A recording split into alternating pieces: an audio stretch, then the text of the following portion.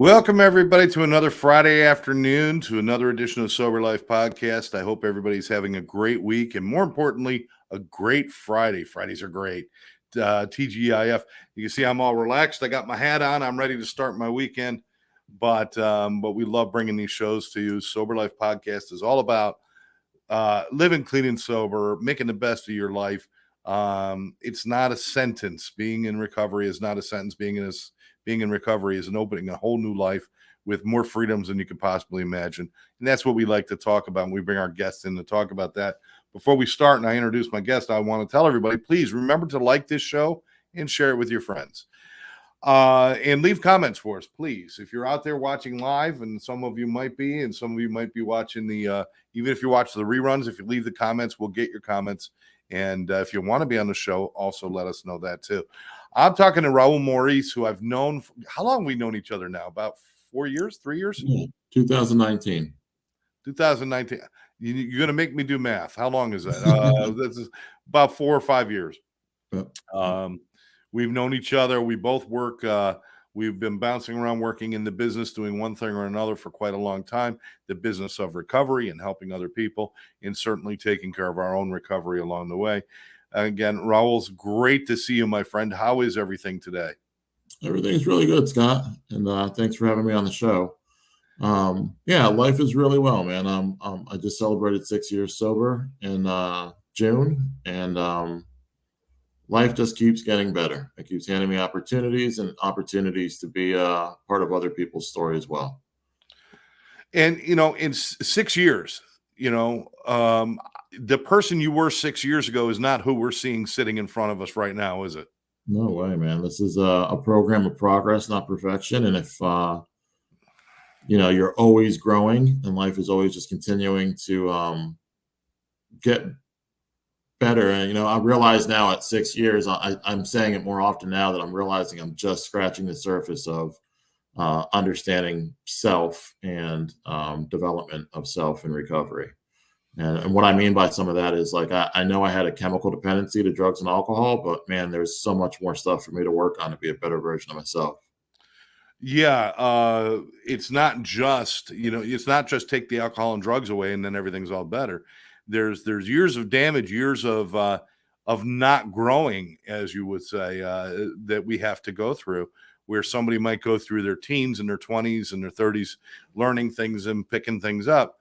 Most people in addiction, it's simply survival. There is no learning. There is no growing. There's no emotional maturity for sure. So all that stuff comes rushing in when you get sober. And a lot of people have a hard time with that. Is that something you struggled with, realizing how much more you really had to do upstairs?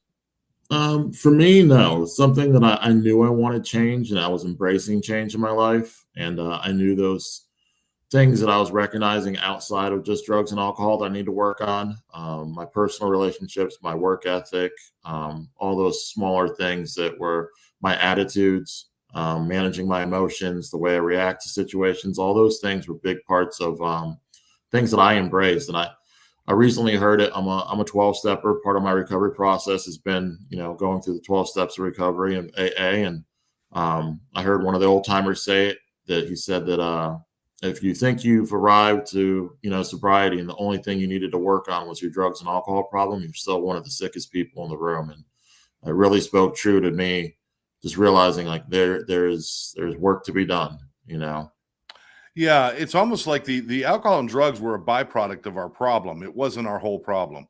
There was the escape from what we really had to work on. The same, I think what my sponsor said to me at one point, the same person will drink again. So you can't be the same person. You must be something different and something better. And I started to realize, I thought, quite honestly, and some people out there might believe this, I'm sure you've heard it too, that, AA and NA, OA, GA, SLA, all the anonymous programs, even the Celebrate Recoveries and Smart Recoveries, are all brainwashed, and they're trying to turn everybody into like sober zombies and stuff. And it's like nothing could be further from the truth. They're trying to create individuals. They're trying to help you find who you are. We were all zombies when we came in. We were all the same. But as you grow in recovery, you're not like just being like everybody else. You're becoming your own unique person. Isn't that right? Yeah, it's definitely a self-exploration process where you learn who you are. I had one of my sponsors tell me in a very direct way that, Raul, you're doing this fourth and fifth step for you. This isn't for me to learn about you. This is for you to learn about you. And I realized so much about myself, and then I could start identifying those things that I wanted to work on and see my patterns in life, and where I've had those same outcomes where I'm mad at the world, I'm carrying around resentments, I'm facing situations that look very similar, and just learned how to grow from those. Yeah. Absolutely. You know, the 12 steps, you mentioned it a couple of times, and people might have heard of them. I don't know if people have actually sat and read them, unless you're in recovery, of course. And oh, look who's with us. So we got Geo. Geo's joining us saying, hey, guys. Geo, one of my favorite people, man. Love that guy. Um, the 12 steps aren't about drinking and using, are they? Not even close. Not even close. It's about looking at yourself, and steps 1 through 3 are you making a decision that your life's out of control and that you don't have the ability to fix it and you're powerless to change it. And so you try to use something outside of self. Steps 4, 5, let you take an inventory of who you are and who you've been. 6 and 7 are saying that you want to hand those things off to that power higher yourself. 8 and 9 are making a list of people that you know that you've hurt and offended. And 10, 11, and 12 are just reinforcing who you're becoming and passing this message along to somebody else. And as you work with others, what I found is as I'm working with others, I'm seeing more and more of parts of myself that I can still continue to work on, or identifying those parts of myself that I have worked on and I've grown from. Absolutely. You know, I love the 11th and 12th step because after you do all that work, the 11th step says never stop. You're continually learning. You are always learning. And that's what we should be as human beings. Forget about addicts and alcoholics and everything else. Um, People should be striving to be better. People in general, and they should be striving to learn about other things, about other people. And that's what number 11 is really about, learning. And number 12 is about share what you learn, share what you have.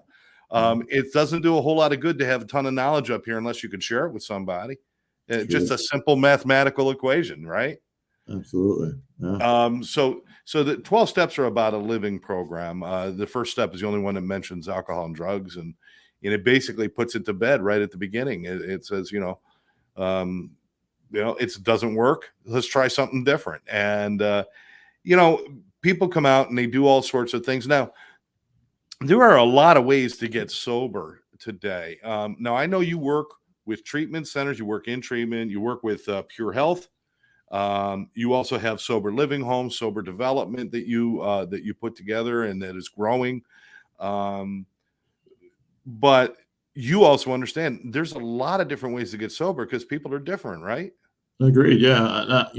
I I advocate for what's worked for me, and that's what I like to try to share. But I've seen plenty of people stay absolutely chemically sober and be absolutely miserable. And this is the Yeah, way that I found that worked for me, where I found happiness, I found joy, I found the ability to get out of my own way, to grow. And yeah. those are the ways that I see benefit me. I wouldn't want to trade it in for any of the other ways that I've seen, because they don't look as attractive to me as Well, this program does. I'm certainly not an advocate for substance sobriety or chemical, even medically assisted. I believe there's a purpose for that, but I believe it's overused big time. Agreed. Um, Agreed. but I'm saying there's 12-step programs, there's therapies, there are treatment centers, there are worship centers and church groups that have great programs and family programs that could be of assistance. All I'm saying is if you have a problem out there and you're thinking, well, I don't want to go to rehab, that's not the only thing maybe you can go and speak to your pastor. Maybe you could speak to your doctor, to your therapist, and find something that works. Just do something positive. Right. Don't Right. stay stuck. People are staying stuck. And that it scares me. It is scary. It is. And what I find in the world of just helping people, mostly being around alcoholics and addicts, a lot of people I get to help. But every once in a while, you encounter somebody that has a problem that, for me, with my 12-step lenses that I've looked over my life with, and I have my network to help me look over my own life with their 12-step lenses. I found plenty of people that don't have the alcohol problem where this would work for them.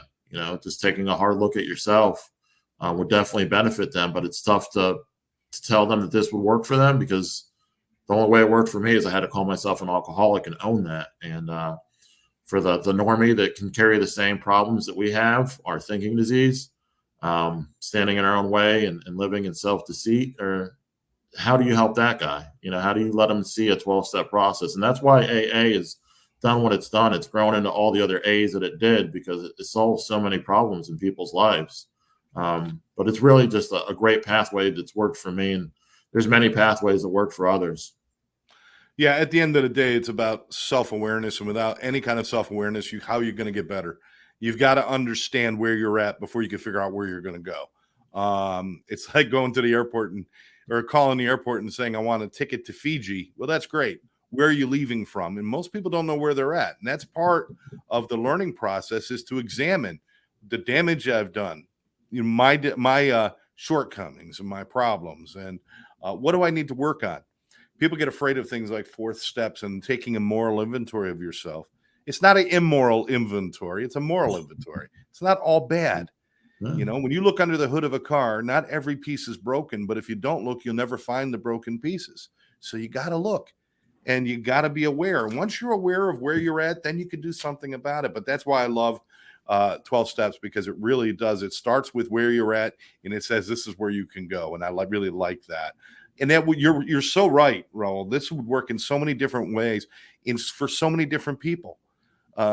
Anybody who is suffering from their own, I guess, the misfortunes or their own bad decisions and stuff, maybe could take an examination of themselves and say, maybe working on me is how I could fix the rest of what's going on in my world, right?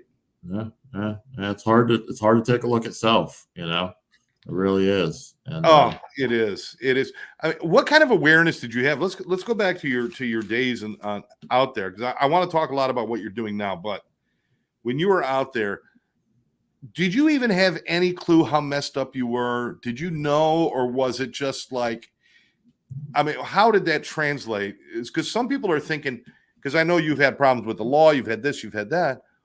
Why didn't you stop sooner? Obviously, you knew you were messing up. Yeah, absolutely. The consequences were showing up, and I had several attempts whenever something major would happen, like an arrest, and I finally got out. And that's how I got it this last time. The last time it was after incarceration, my longest length of incarceration, and I really got a chance to say something's going on, and I need to do something about it. But self-awareness is difficult when you're in the grips of addiction. You're so numb. And that temporary relief seemed to be okay. And you just forget about the problem so quickly and so frequently, because your only focus becomes, how do I escape from reality? So self-awareness definitely wasn't something that was present. And that's something, as a crisis would happen, an arrest, an overdose. And I faced all those in my addiction. And every time would slow myself down enough to say, hey, I got to do something about this. This is far from normal, and this is far from okay. But I never got to a place where I was really ready to work on it, and given the right resources to work on it. My story of recovery, even though I say celebrate 6 years, I've only actually actively been in a recovery program for about the last 4.5 years. And it started with me reaching out, asking somebody for some help, and saying, hey, what do I do? What am I supposed to do to fix this? Because I really recognize it as a problem, and I don't ever want to return to the chemical part of it. So you spent the first year and a half or so kind of doing it on your own. Is that okay? Yeah. What was that like as compared to having a fellowship and a group of people around you? Tell me the difference between those two kinds of recovery. White knuckling and doing it on your own. I'm assuming it was a white knuckle thing, but doing it on your own or having a fellowship with you. Tell me the difference. So, man, is it much easier with a fellowship? If you want to become a farmer, you hang out with other farmers. If you want to become sober, you hang out with other sober people that are growing. And same thing on the other side of it. If you want to learn how to get high, or you're getting high, or living that party lifestyle, you do it with others that are doing that. So the fellowship is so important to me, because it makes it easier. You have support, you get encouragement from other people's successes, and you can see that it can be done. I was on the other side of it, incarcerated. I was having spiritual experiences because I had begun to read the big book. I had become a big believer and read the Bible daily. However, I didn't have the encouragement of this can really be done because I was watching it happen in other people's lives. And I think that's part of, that is part of the program where you start to see the hope that it's capable of being done because others are in front of you that have done it and are pouring back into you saying, come on, man, you're doing it. Keep up the work and keep applying this to your life, and it continues to work. Yeah, you can equate it to handing a baby a dictionary saying learn English. But unless they're around people watching them use it and then figuring out what it means, it doesn't mean as much. It's very Right. empty, right?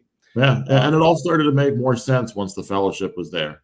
Yeah. The things that I had read were coming alive in life in front of me, where I can see other people had applied some of these principles. I can see other people who were applying this way of life, and their lives were improving. And I knew I wanted to be a part of that once I got a chance to see it. Now you were on our show before, a couple of maybe a year ago or so. You were in here and we did a show and we talked a lot about the struggles you went through. And it didn't sound like you were coming from a place of I trust a whole lot of people. It sounded like you were coming from a place where you don't trust anybody. What was that like building trust with people and learning to trust and learning to be vulnerable and talking to people? Because I know, especially for guys, I'm sure the girls are the same way. It's really hard to drop my guard and share with people when I'm in early recovery. How did you conquer that, or what happened to change that for you? So I know for me, where I started to get vulnerable and trust in others, that they had good intentions for me, that they had good advice for me, um, came at the evidence of it. I would take down the barriers and listen to somebody and kind of let them pour into my life. I would take 100% of a suggestion where I had come to a roadblock in life where I didn't know what I was supposed to do, and when I would let somebody else come into my life and just kind of explain, listen, this is what you should be doing, and take it step by step. Go have this conversation this way with these types of words and this type of attitude, and got 100% of the outcome that we were talking about having. When I saw success with other people helping me guide my life, I started to become more and more trusting in others, that people had good intentions for me, and they were giving me good guidance. And it really just came over time, and it's come over time, more over time, with more of a bigger network, with more people that I trust. And I give guys this suggestion that I employ in my life now is that when you find somebody that gives you good advice, when you find somebody that helps you see yourself better, and helps you see your blind spots, grab that guy and pull him into your life, because that guy can help you as a good mentor or a good piece of your network.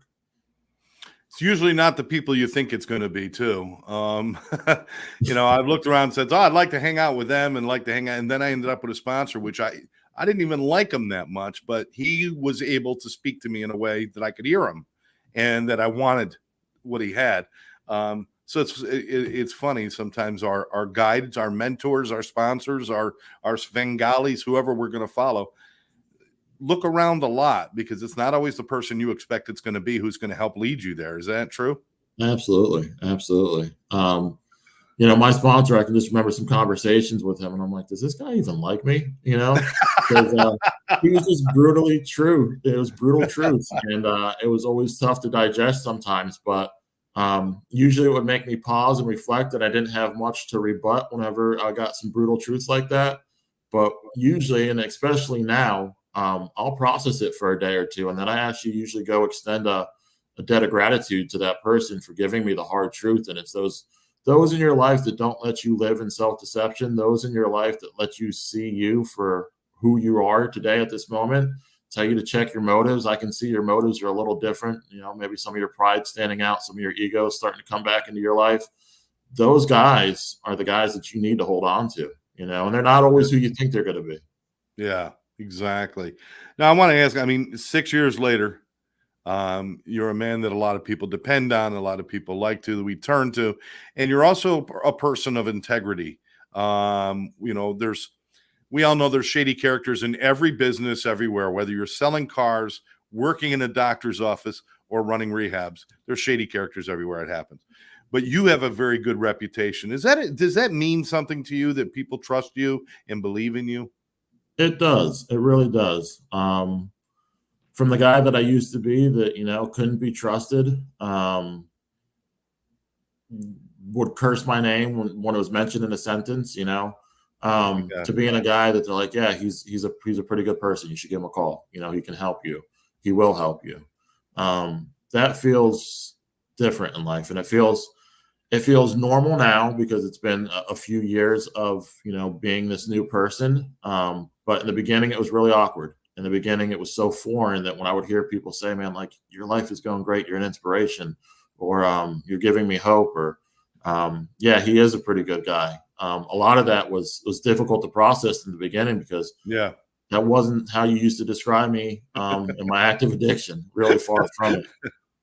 Yeah, and it's okay to have that. It's okay to be proud of yourself. I mean, doesn't mean you're prideful to have some pride in what you're doing, because of course you want to have some pride in what you're doing, or else you wouldn't be doing it, and that's good. And again, I applaud you for being that person. Now you're doing two things right now. You're at Pure Health, and tell us a little bit about what Pure Health is, where it is, and what kind of agency that is. Yeah, so Pure Health is a licensed treatment provider here in Vero Beach, Florida. We currently offer all outpatient services, and we have two divisions really. We have a substance abuse side with a full campus with housing, where we offer PHP and IOP services. We have a handful of in-network contracts, and then we also have a behavioral health / mental health outpatient, true outpatient, where clients can come in and they can do individual therapy, psych evaluations, med management, and one of the unique things that we're offering there right now is ketamine treatment, which are really interesting in the industry. It's somewhat controversial, but I can say, being an abstinence-based guy in recovery, some of the evidence and experiences I've seen other people have are positive. And like you mentioned earlier, the maintenance programs, I think there's a place for some of that. However, I'm not a big believer in long-term maintenance. I think that's just turning in the rituals of the old for just a new substance that is more managed. Well, Suboxone and all of those things, they came along to help titrate people so that they wouldn't get sick during detox, so that doctors can control the withdrawal. They were supposed to be used for weeks, not years. Right. And again, every tool has a purpose, and every tool can be used the wrong way. I believe ketamine also has a perfect purpose. It can also be used the wrong way. It's just like everything else. But I want people to come and find out more. Do they call you? Do they go online? What's the best way so they can learn more about Pure Health? Yeah, absolutely. Feel free to reach out to me. I don't know if we could provide my number afterwards if you want me to provide it Just now. shout it out now. It's all good. Yeah, so 772-634-4588. Almost always available. And if I miss a phone call, I always return it.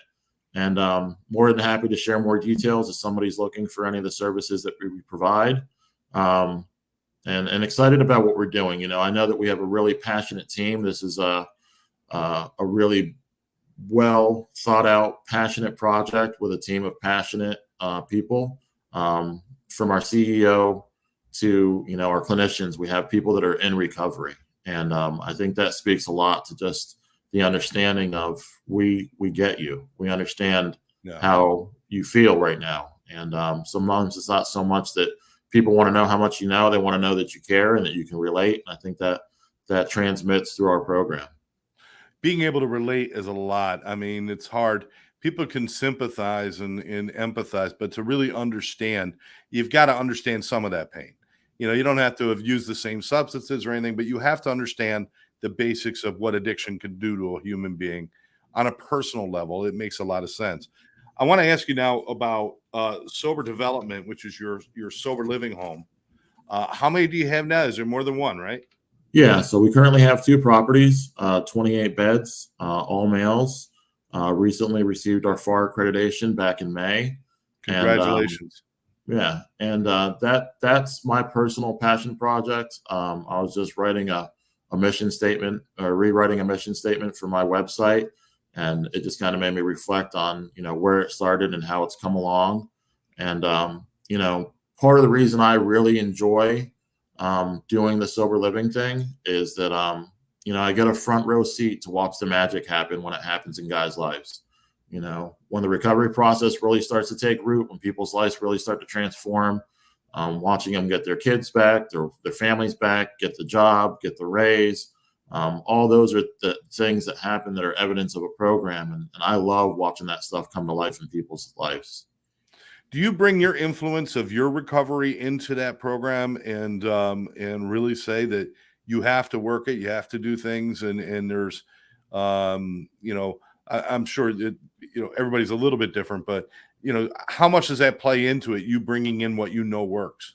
I try to be the example every day of what works, and that's what 12-step taught me, is to teach another person what I've been taught. And I sponsor other men, and I make sure that the guys that live at my homes realize that that's part of this program.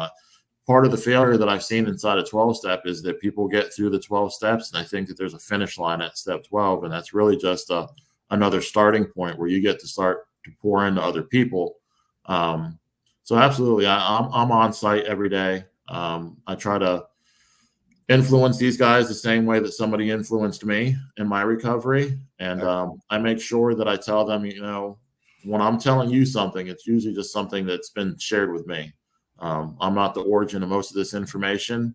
And the way that I got well was asking for help. And then the second part of it was allowing people to access to help me. And I don't put myself on a pedestal or above any place. I make it clear that I have shortcomings and I have parts of my life that I'm still working on. And I have that network of guys that are helping me, that are giving me information and giving me input and helping me along the way, just like I'm getting to help them along the way. Well, we know that there's help, there's treatment for addictions and for mental health disorders. We have not found a cure for being human, though. And unfortunately, that means that we're going to have shortcomings. We're going to have faults. The beautiful thing is, if you develop a life of recovery where your life is about improvement of yourself, when those things come up, we can deal with them instead of sweeping them under the rug and ignoring our shortcomings and our misgivings. Opening a sober house, was it what you thought it would be, or was there more to it than you thought? There was a lot more to it than I thought. I really kind of landed in the opportunity as a house manager. It failed miserably in the beginning, to the point where they wanted to close it. And I felt like I was just starting to figure out some components of how it worked and how to make it work, and was allowed to just take over the entire operation. But I have learned a lot in the last 4.5 years of doing this. And, even so much so, like this FAR accreditation that we just received, I had a mentor tell me, Raul, go after that, be one of the guys that's one of the good guys recognized by your efforts to pour into, something that you don't need to do by law. However, the ones that are doing it right are doing it. So go join that team. And, there's a huge learning process in that, where I just learned better policies and procedures and just put, guidelines around how we operate. And it just showed me a lot. So always continuing to improve, always continuing to learn, and grateful for the guidance that I keep around myself. And it's all geared towards the success of your people, your residents. Their success keeps you in business, and you pushing for their success keeps them staying good. And so it's a symbiotic relationship. You're not just dumping them in a house and saying, go find a job and pay rent. There's a whole lot more to it. But unfortunately, there's a lot of people that didn't learn that lesson. You got into it, realized I'm over my head, let me learn more, and you did it. Other people are still running disreputable places, places that are not healthy. How do you think somebody can tell the difference when they're looking for places? How can they tell the difference? Because you can't do it online, because they always put the pretty pictures online. No. But how do you know you're getting into a place that is a healthy, sober living environment? I think a lot of it has to do with the culture. Not all homes are created equally. Sometimes you have the luxury of having, the most beautiful accommodation, but the culture of recovery isn't there. To me, what the culture of recovery looks like is that you can tell that there's people with a growth mindset, people that are developing themselves into better versions of self. And to me, that's the easiest way to recognize it. Here in Vero Beach, there's some good players, and there's some people that are, still trying to figure it out, or maybe we'll never figure it out. I don't even know how to look at it, but I know that Yeah. you can definitely see the difference inside of the culture of the people that are there and the reasons that they're there. And you can see, the motivation behind recovery or the motivation behind other things. And if the motivation is recovery, it's clear to see that there's people that want to change their lives for the better. Yeah, I want to make it clear, Raul and I, we're not calling anybody out because we know a lot of people go into it with the best intentions. But when it gets hard, they can't figure it out. And sometimes it falls into a stagnant kind of thing. One of the things I could definitely tell you is see the house, tour the house, talk to the people. Talk to the people that are living there, talk to the house managers, talk to the owners if you want to. Just talk to somebody. And, you walk into a place, I'm going to tell you, if there's food all over the place and dirt on the floor and it's a mess, how are you expecting people to be living right when you're seeing that kind of thing? You work with life skills too while people are there? I mean, as much as you can? Yeah, absolutely. That's part of sobriety, like making your bed every day is one of those things. It's not chemical sobriety, but that is a facet of sobriety.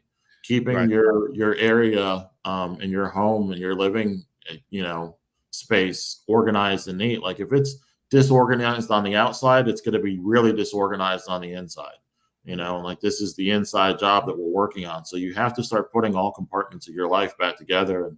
And those are things that we go over with the guys. They're given a little bit of grace to try to figure it out, but the culture inside the house speaks to those guys. Like, hey, man, you're going to want to make your bed or they're going to say something to you about it. Or, you can't eat in your room. That's just not what we do here. So Yeah. the small things that might seem insignificant to just chemical sobriety are really the bigger picture of like, that's what makes us well. That's what keeps us well. Absolutely. Couldn't have said it better. Again, let's put your phone number. If they want to know about your sober living, they can call you as well, correct? Absolutely. The same numbers. So it's 772-634-4588.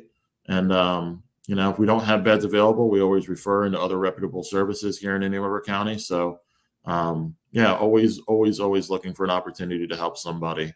And even as women, there's opportunities here for women as well in Indian River County. And hopefully the future of sober development looks like it's opening a women's house. I don't know how soon that would be, but I know that the community is really asking for it and seeing the work that we're doing. So hopefully the future holds something like that for us.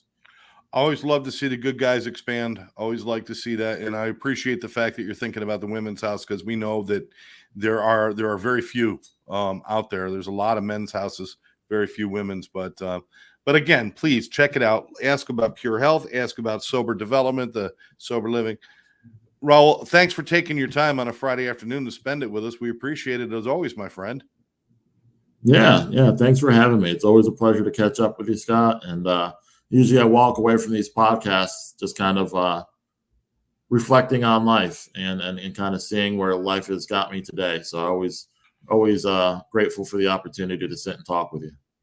And we are grateful for you. We're grateful for the service that you do for your recovery and more importantly for our community because every person that you help out there is a healing point in our community and it makes a difference.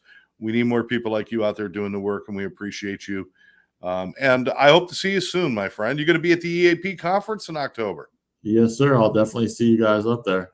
That's fantastic. If I don't see you before then, we'll see you then. And for everybody out there, thanks again for watching our Sober Life podcast. I know it's a Friday afternoon. If you're watching the rerun, again, like the show, subscribe to the channel, leave a message for us. And if you want to be on the show, just let me know. But for now, for my guest, Raul Maurice, I am Scott Jones, your host of Sober Life Podcast, and we will catch you next time.